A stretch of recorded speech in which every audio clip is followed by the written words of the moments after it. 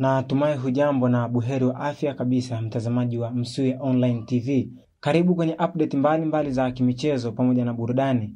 Ikiwa ni siku ya tarehe 6 mwezi wa 5 mwaka 2025, tunakutana tena mwana michezo kwa ajili ya kuhabarishana mambo mbalimbali ya kimichezo pamoja na tetesi za usajili ambazo zimetufikia kwenye siku ya hii leo. Jambo kubwa ambalo leo tunakwenda kulizungumza. Je, unadhani Simba watanufaika vipi kwa ujio wa Faisal Feitoto?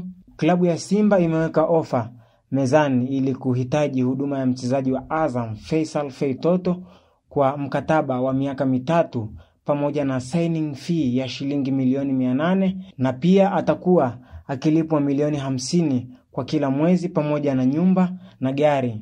Pia tajiri wa Simba Mohamed Mo Dewji amekutana na kambi ya mchezaji huyo Faisal Feitoto ili kumshawishi nyota huyo kujiunga na klabu ya Simba mwishoni mwa msimu huu. Mo Dewji amefanya kikao hicho jijini Dar es Salaam pamoja na kambi ya mchezaji huyo.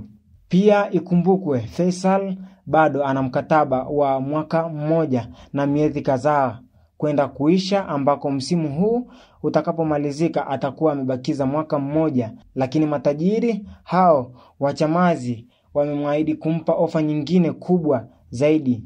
Msimu huu bado Faisal ameendeleza kuwa na ubora kwenye mashindano tofauti akihusika kwenye mabao 17 huku akiwa amefunga magoli 4 na kutoa asisti kwenye magoli 13, na hivyo kuwa kinara wa kupika mabao kwenye ligi kuu soka Tanzania bara akiwa amebakiza michezo 4 kumalizika kwa msimu huu.